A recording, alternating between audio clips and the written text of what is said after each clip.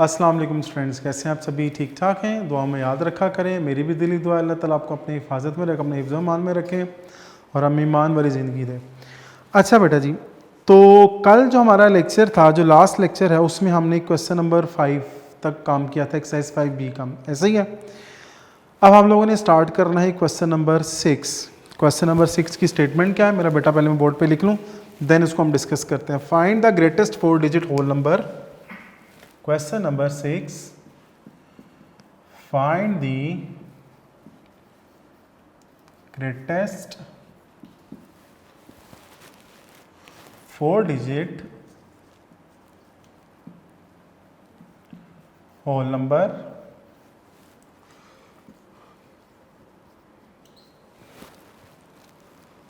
which is a perfect square. Which is a perfect square. ठीक है जी। अब problem ये आ जाता है, हमें नहीं पता वो नंबर कौन सा है, तो मुझे बताएं कि ग्रेटेस्ट 4 डिजिट होल नंबर कौन सा है। ग्रेटेस्ट सॉल्यूशन इसका, ग्रेटेस्ट 4 डिजिट होल नंबर कौन सा है मेरा बेटा, बताएं जरा।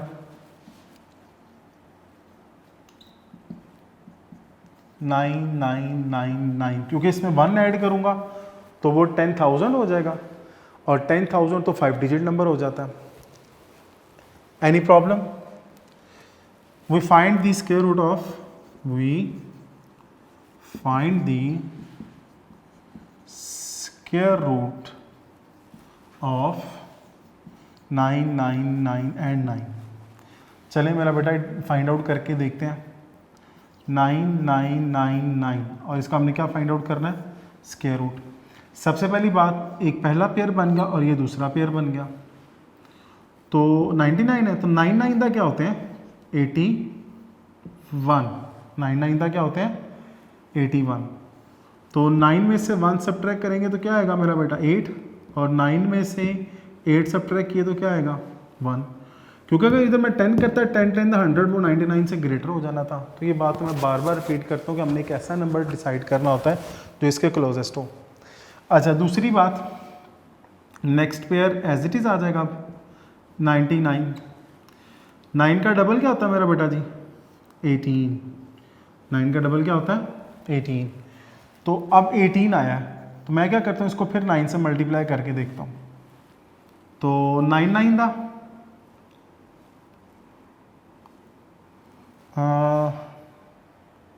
चलें देखते हैं। 99 दा 81, 8 कैरी, 98 दा 72, 72 में 8 ऐड करें क्या आएगा 80, 8 कैरी, 91 दा 9, 9 और 8 कितने हो जाएंगे 17। अच्छा जी, क्योंकि अगर मैं इससे ग्रेटर नंबर करता हूँ, लेट्स सपोज 9 से ग्रेटर, तो फिर अगला वो 0 वो तो नहीं होगा, 9 ही ग्रेटर बन रहा है ना। चलें करते हैं जी, इधर क्या आएगा 99 1701, तो 9 में से 1 सब्ट्रैक्ट करो बेटा जी क्या आएगा 8, 9 में से 0 सब्ट्रैक्ट करें क्या आएगा 9, और 8 में से 7 सब्ट्रैक्ट करें क्या आएगा 1। अच्छा, अब मुझे बताएं लास्ट पे क्या नंबर बचा, 198। लास्ट पे कौन सा नंबर बचा है 198। तो अब क्वेश्चन की डिमांड ये थी कि हमने क्या करना है कि ग्रेटेस्ट 4 डिजिट होल नंबर जब ये डिसाइड किया था, और हमने वो बताना है 4 डिजिट होल नंबर जो परफेक्ट स्क्वायर होगा। तो 4 digit whole number, 4 digit whole number या required 4 digit whole number which is a perfect square, वो किसके इक्वल होगा। चलिए इसके आगे मैं रिक्वायर्ड भी लिख लेता हूँ ताकि हमें पता चल जाए हम क्या चीज़ फाइंड आउट कर रहे हैं। Required 4 digit whole number is equal to, जो कि परफेक्ट स्क्वायर होगा, मैं क्या करता हूँ 9999 में से 198 को सब्ट्रैक्ट कर देता हूँ। चलें 9 में से 8 सब्ट्रैक्ट करें क्या आएगा 1, 9 में से 9 सब्ट्रैक्ट करें क्या आएगा 0, और फिर 9 में से 1 सब्ट्रैक्ट किया तो क्या आएगा 8, तो 9801। देखें पता क्या है, हमने बेसिकली 4 डिजिट होल नंबर बताना था। मैंने सबसे पहले ग्रेटेस्ट होल नंबर लिया, मैंने उसका फिर स्क्वायर रूट भी फाइंड आउट कर लिया, तो मेरे पास ये क्या बचा है रिमाइंडर। तो देखिए ये जब मैं इसमें ऐड कर दूंगा या इसमें ऐड कर दूंगा तो ऑटोमेटिकली वो परफेक्ट स्क्वायर, सॉरी सब्ट्रैक्ट कर दूंगा तो ऑटोमेटिकली वो क्या आ जाएगा, परफेक्ट स्क्वायर। बेटे अगर ऐड करूंगा ना तो वो 10,000 से ऊपर हो जाएगा, जिसका से वो 5 डिजिट नंबर हो जाएगा। तो सब्ट्रैक्ट क्यों किया है, देखिए जेन में क्वेश्चन आता है ना, हम ऐड भी तो कर सकते थे, ऐड करते तो जब मैं इसमें ऐड करूंगा तो बताएं ये वैल्यू 10,000 से ऊपर जाती है कि नहीं जाती, चली जाती है, तो वो तो 5 डिजिट नंबर हो जाएंगे। रिक्वायर्ड क्या हमारे पास 4 डिजिट नंबर, तो मैंने इस तरह से फिर सब्ट्रैक्ट किया। अब 9801 इसका जब आप स्क्वायर रूट फाइंड आउट करेंगे तो डेफिनेटली वो परफेक्ट स्क्वायर नंबर है ही और उसका स्क्वायर रूट फाइंड आउट हो जाएगा। एनी प्रॉब्लम, क्लियर होगी ये बात। क्वेश्चन मैं रिपीट कर देता हूँ मेरा बेटा, क्वेश्चन क्या था, find the greatest 4 digit whole number which is a perfect square. तो हमने परफेक्ट स्क्वायर फाइंड आउट करना था, लेकिन कौन सा जो 4 डिजिट नंबर हो, पहली बात। दूसरी बात, मैंने डिसाइड कर लिया कि ग्रेटेस्ट 4 डिजिट होल नंबर कौन सा है, 999, क्योंकि इससे ग्रेटर करेंगे तो वो 10,000 और वो तो 5 डिजिट होल नंबर होता। ठीक हो गया। फिर मैंने इसका स्क्वायर रूट फाइंड आउट किया, तो मुझे बताया रिमाइंडर क्या बचा, 198। लेट्स सपोज मैं रिमाइंडर ख़त्म करना चाह रहा हूँ, रिमाइंडर को ख़त्म करना है, तो मैंने क्या किया, फिर 99998 में से 198 को माइनस कर दिया, तो पीछे क्या बचा, 9801। ये मेरे पास 4 डिजिट परफेक्ट स्क्वायर नंबर आ जाता है। Any problem. अच्छा जी, नेक्स्ट है हमारे पास क्वेश्चन नंबर 7। क्वेश्चन नंबर 7 में वो क्या कहता है,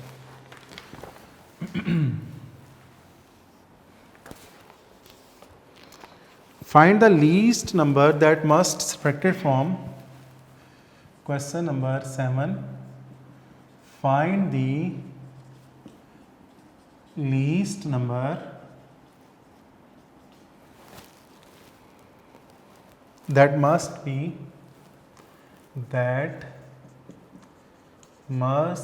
be subtracted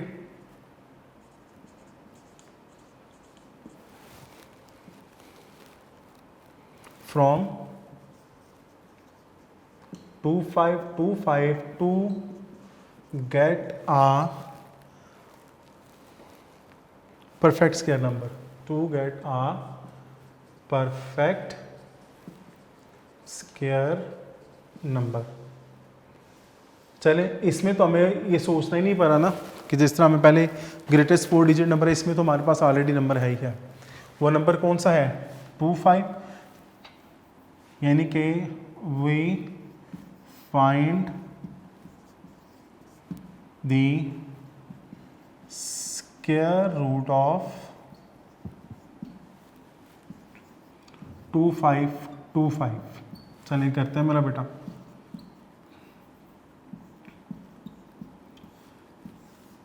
अब 2525 है, इसका हमने स्क्वायर रूट फाइंड आउट करना है और इसका हम लोगों ने पेयर्स बनाने हैं और पेयर्स बना के हम लोगों ने बताना। ठीक है जी। अब मुझे ये बताएं, एक ये पेयर बन गया और एक ये पेयर बन गया, ऐसे ही है। तो मेरा बेटा ये बताएं 5 का क्या होंगे, 25। तो नेक्स्ट हमारे पास कौन सा पेयर आ रहा है, 25।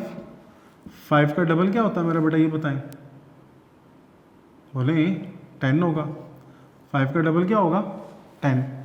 ऐसे ही है।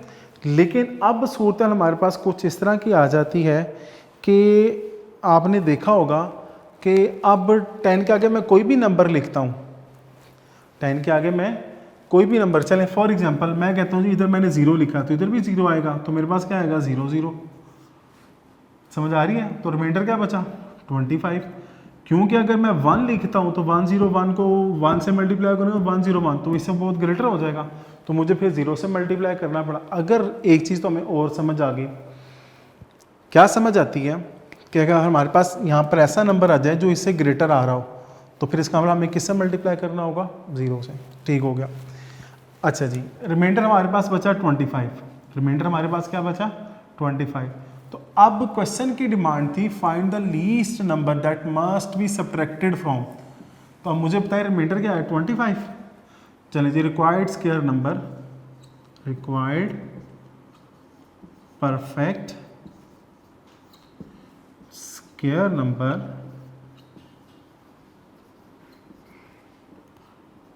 इज इक्वल टू, तो मैं क्या करूँगा 2525 में से 25 को सब्ट्रैक्ट कर दूंगा तो 2500। अब ये मेरे पास परफेक्ट स्क्वायर नंबर आ जाता है कि 2500 का आप जब स्क्वायर रूट फाइंड आउट करेंगे तो डेफिनेटली आपके पास वो परफेक्ट स्क्वायर नंबर आ जाएगा। है तो ये परफेक्ट स्क्वायर नंबर, लेकिन जिन दो वैल्यूज़ को मल्टीप्लाई करके ये आंसर आता है वो आपके पास मिल जाएगा। Any problem? Any problem? अब आते हैं हम क्वेश्चन नंबर 8 की तरफ। बेटा जी मैं फिर बता रहा हूँ, स्टेटमेंट वाले क्वेश्चंस मैक्सिमम प्रैक्टिस मांगते हैं, आप लोगों ने इसकी मैक्सिमम प्रैक्टिस करनी है। 2 टाइम 3 टाइम्स इनको आपने लाजमी अटैम्प्ट करना है। अच्छा जी, अब आते हैं हम क्वेश्चन नंबर 9 की तरफ, क्वेश्चन नंबर 8 की तरफ। Find the least number that must be added to 1122 to get the perfect square number. Question number 8, find the least number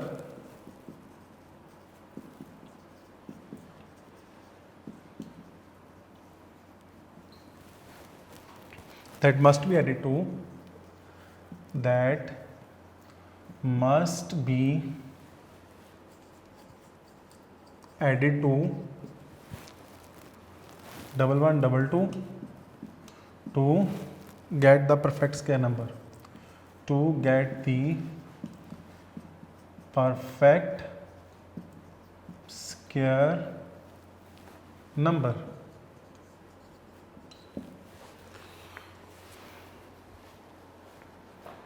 अच्छा जी, अब मेरे बेटा जी हमने क्या करना है कि जो 1122 है we find the square root of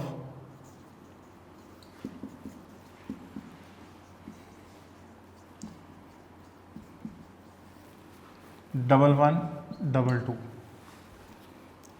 चले जी, तो 1122 का हम लोगों ने स्क्वायर रूट फाइंड आउट किया। पहले इस पे को पेयर बनाया, फिर इसको पेयर बनाना है। तो 3 का क्या होता है मेरा बेटा 9। 11 में से 9 सब्ट्रैक्ट करें क्या आएगा 2।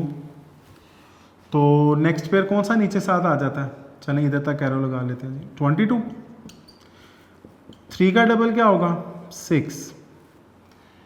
तो अब आपने क्या करना है 64 को ज़रा 4 से मल्टीप्लाई करें। 4 4 था क्या आते हैं 16 1 कैरी 4 6 था 24 और 1 कितने हो जाएंगे 25। ये तो ग्रेटर हो गया, इसका मतलब हमने इससे लेस नंबर डिसाइड करना। अब हम कौन सा नंबर ले लेते हैं 63। तो 3 था 9, 3 6 था 18। चले मेरा बेटा किससे मल्टीप्लाई किया हमने 3 से, तो 189। तो कैरी ले लें 12 में से 9 सब्ट्रैक्ट करें क्या आएगा 3। अब इसमें से कैरी लिया था, अब इधर 1 है फिर 11, तो 11 में से 8 सब्ट्रैक्ट करें तब भी क्या आएगा 3। एनी प्रॉब्लम बेटा जी? अच्छा नेक्स्ट क्या होगा, अब हमने 3 ऐड करना है। 3 और 3 क्या हो जाएंगे 6 और ये वाला 6 एज इट इज़। अगर हम इधर पॉइंट यूज़ करें तो बताइए इधर क्या आता है 0। इस बात से एग्री करते हैं आप लोग? अगर हम पॉइंट यूज़ करते हैं इधर क्या आएगा 0। अच्छा जी, तो अब देखा जाए, अब हमने 330 है तो प्रॉब्लम ये आ जाता है पॉइंट है ना। अब देखें आप जो भी डिजिट लेंगे वो इससे ग्रेटर हो जाएगा, हम एक और 0 ले लेते हैं। अब 6 6 4 मल्टीप्लाइड बाई 4 4 था 16 1 कैरी 4 6 था 24 24 1 25 2 कैरी 4 6 था 24 24 26 2 6 5 6।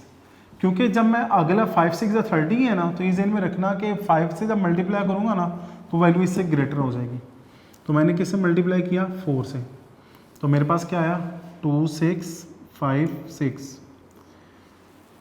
तो अब देखिए 10 में से 6 सब्ट्रैक्ट करें क्या आएगा 4। इधर रह चुका है 9 में से 5 सब्ट्रैक्ट करें क्या आएगा 4। इधर रह चुका है 2, तो 1 कैरी लें, तो 12 में से 6 सब्ट्रैक्ट करें क्या आएगा 6। अब हमने किससे मल्टीप्लाई किया था 4 से। अच्छा अब बेसिकली याद रखिएगा कि हम लोगों ने होल नंबर फाइंड आउट करना, हम लोगों ने क्या फाइंड आउट करना है। तो अभी हमारे पास पॉइंट में वैल्यू आ गई ना 33.5, यहाँ पे आपने स्टॉप कर देना। उसकी रीज़न भी बताता हूँ। अच्छा जी, अब मुझे बताएं कि हमारे पास जो आया 33.4, नेक्स्ट होल नंबर ऑफ 33.4, तो मेरा बेटा बताएं वो क्या आएगा? 34 नहीं आएगा। पॉइंट में आप जितनी मर्जी वैल्यूज़ ले जाएं, पॉइंट में देखो ना, आप कहते होंगे सर ये मजीद भी तो सॉल्व हो सकता था। प्रॉब्लम ये थी वो फिर वो 4 के आगे डिजिट्स चलने थे ना, तो मैं 33 के आगे 33.4 है, यानी कि मैं 33 से आगे जा चुका हूँ। तो फिर बताएं 33 से अगला होल नंबर क्या बनेगा? 34। तो स्क्वायर ऑफ 34 क्या आएगा?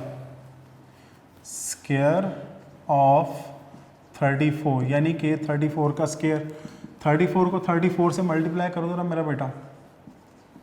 4 4 दा 16, क्या कैरी आएगा? 1, 4 3 दा 12, 12 और 1 13, 3 4 दा 12, क्या कैरी आएगा? 1, 3 3 दा 9 और 1 10, नहीं जी 6 5 1 1, तो ये आ जाएगा 1156। अब हमारे पास बताएं क्या नंबर गिवन था? 1122, और 34 का स्क्वायर क्या आ रहा है? 1156। तो अब देखा जाए, इसमें लिखा हुआ था ना कि अब इसमें मैं क्या ऐड करूं कि वो परफेक्ट स्क्वायर नंबर बन जाए। परफेक्ट स्क्वायर नंबर तो 1156 आ रहा है ना। चले जी, सब्ट्रैक्ट 1122 फ्रॉम 1156, तो क्या होगा जी? 1156 1122, तो 6 में से 2 सब्ट्रैक्ट करें 4, और 5 में से 2 सब्ट्रैक्ट किया तो 3, 34 आ जाएगा। ऐसे ही है। तो इसका मतलब हम इसमें अगर 34 ऐड करते हैं 1122 में, तो फिर वो क्या हो जाएगा? परफेक्ट स्क्वायर हो जाएगा। वो क्या हो जाता है? Perfect square number. ठीक है जी। तो अब हमारे पास लीस्ट नंबर हमने कौन सा निकाला है जो हमने ऐड करना है? 34। तो hence least number is, hence least number is 34, which is added to 1122 to get a perfect square number.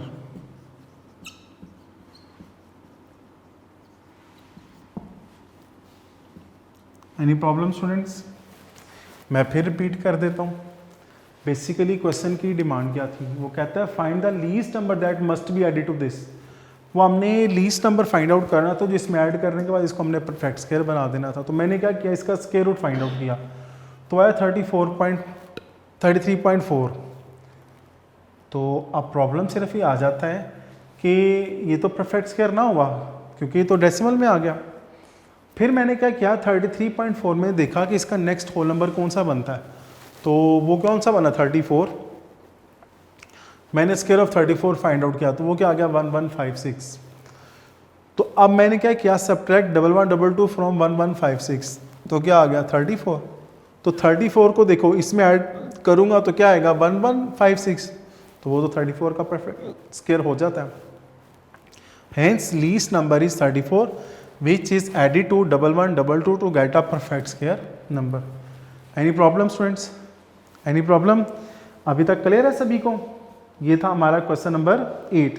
अब हम आते हैं क्वेश्चन नंबर 9 की तरफ। तो जी स्टूडेंट्स, क्वेश्चन नंबर अब आपके आता है जी 9। पहले मैं क्वेश्चन लिख लेता हूँ, देन उसको फिर हम डिस्कस करते हैं।